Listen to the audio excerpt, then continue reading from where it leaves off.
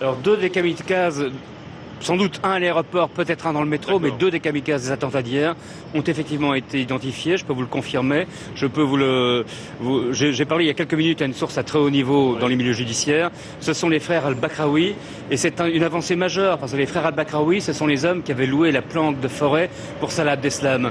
Donc cette identification établit un lien direct et confirme ce qu'on disait hier. Salah Abdeslam était bien mêlé à la préparation des attentats qui ont eu lieu hier à Paris. Voilà donc l'information que iTélé est en mesure de vous donner ce matin. Deux des kamikazes, peut-être un à l'aéroport et un dans le métro de Bruxelles ont été identifiés.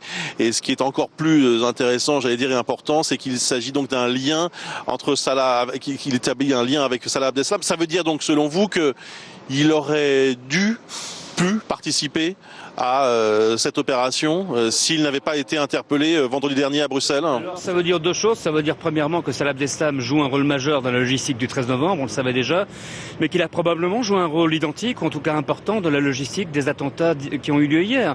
D'ailleurs, je vous rappelle que dans l'appartement de forêt dans lequel il a failli être arrêté mardi, 3 jours avant la fin de sa cavale, on trouve Kalachnikov, on trouve Bouzid, un terroriste important du 13 novembre, un logisticien, et on trouve deux détonateurs, ce qui nous fait penser déjà qu'il y avait un lien avec des bombes fatalement. Ça veut dire aussi que quand son avocat nous dit comme c'est Salah Abdeslam collabore avec la police, c'est du vent. Il est manifeste que ce n'est pas le cas. Alors quel est le profil de ces deux hommes, de ces deux frères, au-delà de leur lien avec Abdeslam?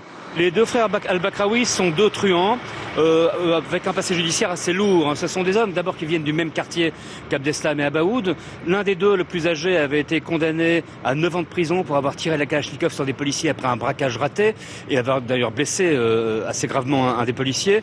Le deuxième était un carjacker, c'est-à-dire un de ces voleurs de voitures qui veulent à l'arracher les voitures avec énormément de violence et qui n'hésitait pas lui-même à exhiber des Kalachnikov. Tous les deux, par ailleurs, étaient radicalisés depuis un an. C'est ce que j'allais vous demander. Depuis un an à peu près, ils étaient radicalisés. Pas plus. Un an, entre 12 et 24 mois. Entre un an et deux, une radicalisation assez rapide et qui n'avait manifestement pas trop attiré l'attention des services. On savait qu'ils étaient radicalisés, mais ils restaient surtout connus pour leur passé criminel et pour leur capacité, leur potentiel criminel.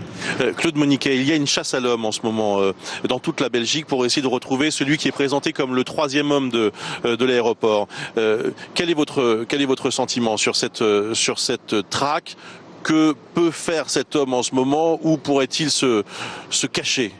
Alors, c'est donc celui qu'on appelle l'homme au chapeau, celui qui porte ce bob dans l'aéroport, qui n'a pas arrivé manifestement à faire détonner sa charge. Ce qu'il fait, deux possibilités. Soit il est seul, isolé, il n'a pas de point de chute et il est en train de fuir et à un moment donné il tombera. Mais ce moment peut être aussi bien dans cet après-midi ou dans une heure que dans quelques semaines ou quelques mois. Soit il reste d'autres embryons de cellules, il a le contact et on pourra le retrouver plus tard dans une autre action terroriste, exactement comme on l'a vécu avec Salah Abdeslam.